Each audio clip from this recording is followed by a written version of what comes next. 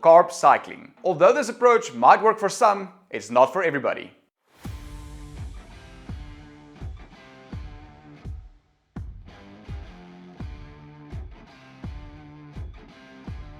If you've been in the fitness and health scene for a while, odds are you've heard of a dieting strategy called carb cycling. The concept of carb cycling is fairly simple. It basically involves eating different amounts of carbs at different times of the day, week, or even year, in order to get some sort of benefit for performance or body composition.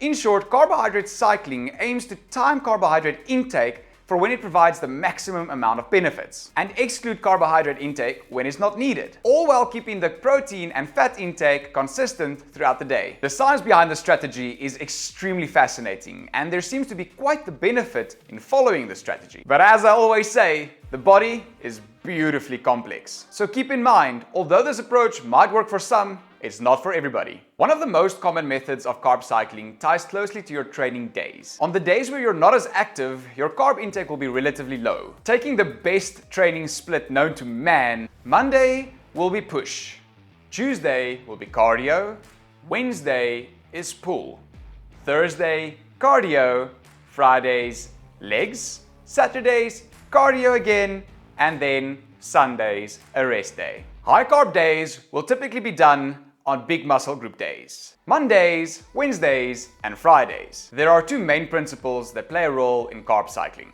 calorie deficit and insulin manipulation.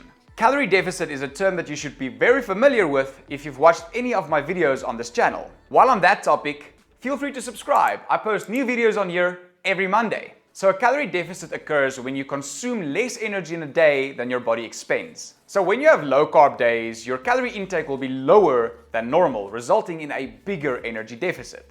Insulin manipulation starts to play a role when you're in a calorie deficit for a prolonged period of time. Your hormones responsible for metabolism and insulin regulation can get negatively influenced. Theoretically, with the cycling of high and low carb days, you rhythmically reset these mechanisms and keep the fat burning mechanisms up to speed while being in a long-term calorie deficit. There are many theoretical benefits of carb cycling. On a weight loss diet, you'll typically go for months of eating at a calorie deficit every single day. The problem with this is that long-term calorie deficits will ultimately lead to drops in metabolic rate, all the way to the point where your initial calorie deficit is now your maintenance metabolic rate.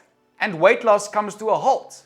Anabolic hormones will also drop, and catabolic hormones will rise. Fewer calories are burned, and muscle tissue is at risk for wasting away. And although fat loss initially rises, it ultimately diminishes as your metabolism drops to the floor. Kind of a crappy position to be in, considering that the reason you started eating less in the first place is to avoid this exact issue.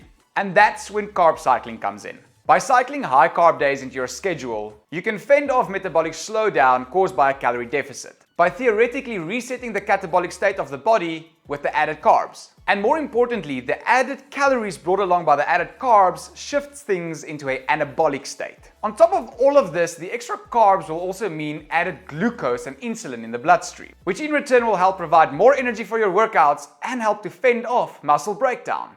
It's not all sunshine and rainbows though. Carb cycling also has its negatives.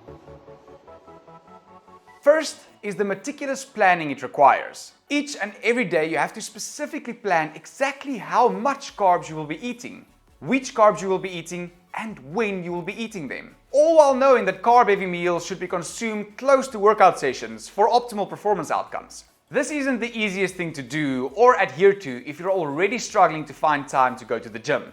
Furthermore, there's no concrete evidence showing that daily carb cycling provides any significant benefits above other nutrition strategies. You might be just fine by adding a refeed day once or twice a month to normalize the catabolic effect of dieting. You should definitely have a look at my cheat meal video if that's something that interests you. So what does the science really say?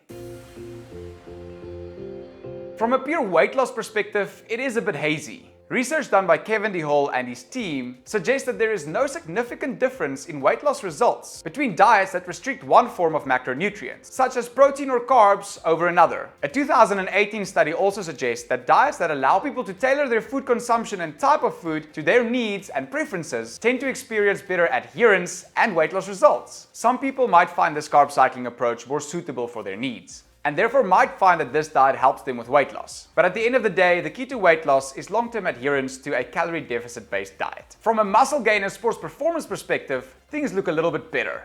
There is some evidence that shows that carb cycling might be better for sport performance and muscle gain.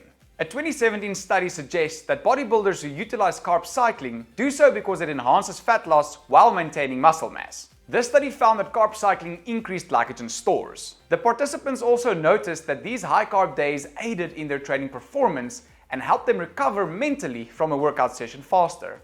But this study was very small and primarily based on feelings and not measurable values. So the real question you might be asking by now is, should you be trying this?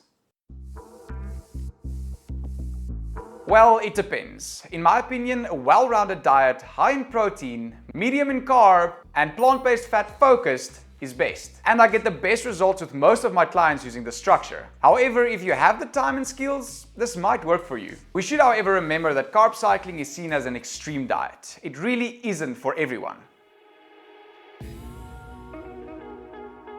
You shouldn't try it if you're pregnant, breastfeeding, underweight, or managing a current or previous eating disorder. Don't try it if you have adrenal issues either. When in doubt, check with your doctor before starting any new diet. The people who will mostly benefit from carb cycling are highly active individuals and athletes looking to lose a bit of fat while still building muscle and maintaining strength and endurance. The nutrition world is vast and complex. Many things can be said about any diet. We should be cautious to crown one diet as the golden answer. Straying away from junk foods, simple sugars, and animal fats are the basics to get down. After that, as long as you're in a calorie deficit, you should see weight loss results. The laws of energy thermodynamics can't really be changed. What can be changed, however, is how consistent you are with your diet. Weekends make or break your progress. If your diet is so restrictive that you end up binging every weekend, then it just isn't the answer.